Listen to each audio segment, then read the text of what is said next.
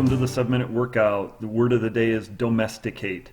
To train, tame, or remove the wild nature from something. That's basically what we've done to felines. Wild cats were originally found in Africa and South Asia. They gradually came out of the wild and became friendly with human beings for mutually beneficial reasons. Humans didn't mind the companionship, and cats helped humans control rodent populations of mice and rats. But we took it a step further in modern America and domesticated cats to a whole new level. We brought these animals into the safety of our homes. We took them out of their natural habitat and moved them to our sofas and even into our bedrooms. Instead of hunting real live prey, they eat store-bought food out of a can and play with toy mice. And when our cats act like real cats and knock something off the table or wake us up in the middle of the night, we think that they're being bad, when they're just exhibiting normal feline behavior. Needless to say, we've domesticated cats in a way that previous generations have not seen.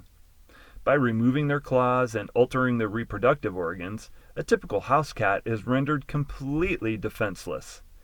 The hunted is what they have become, and in my neighborhood, if they're not smart enough to stay inside where it's safe, Wile E. Coyote will eat them for lunch.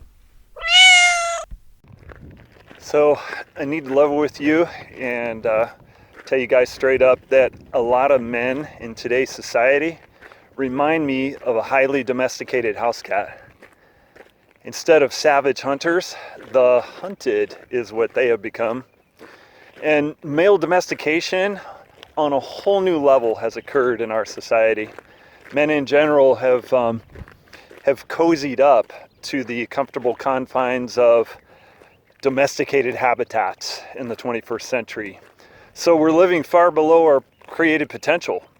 And instead of tapping into our God-given male instincts, we rely on modern conveniences and quick fixes to save us. Rather than suffer and endure pain, which often produce growth, we look for a way out or a means of instant gratification. Instead of experiencing God's beauty, which is out here all around me, we choose to live most of our lives behind a screen or addicted to a substance, whichever you choose. So, with that in mind, let me ask you something. This is where it gets real honest. When was the last time that you sweated out of your clothes? Or when was the last time that you slept under the stars in the wilderness? Do you know who you really are deep inside your heart? And what's it going to take for you to break out of the bubble? The domesticated bubble, that is. The bubble that you find yourself in. Maybe you kind of feel like you're that domesticated cat that's lost its defense mechanisms and its basic will to survive. Well, I can't promise you all the answers to that question or any of those questions, but I have some ideas that might help, so hope you keep listening. All right, so let's have some conversation and some coffee about breaking out of the domesticated bubble. I have some ideas.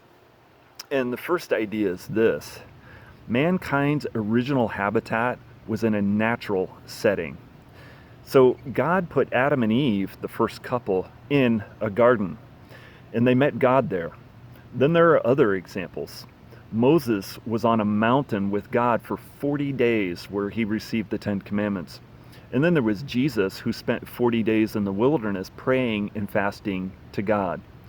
So God's creation has a unique claim on us, and it remains the most suitable place on earth to be fully human and really find yourself as a man. So I want to challenge you to get back to the wild, to get back to nature.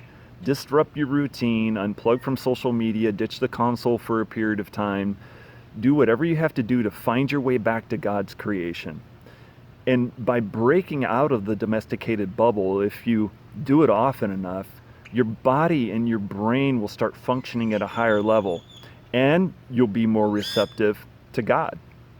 So I found this to be true, that young men especially desperately need to be exposed to a world that is wild and wonderful. And that's because important life lessons are learned when you encounter the power of nature in all of its raw beauty. There's something about the rhythms of the earth that minister to the masculine soul. It's the crash of ocean waves, it's the smell of rain, the sound of thunder. It's the power of nature that really speaks to us, and it reminds us that we are but small creatures in a great big world. We're but little men that need a really big savior. So, the choice is yours. You have to decide between bubble wrapping yourself in the safeties and securities of this world and trusting God to live an adventure-filled life in all of its undomesticated glory. So there's really kind of two choices, and it's entirely up to you. So gentlemen, two ideas that I leave you with today.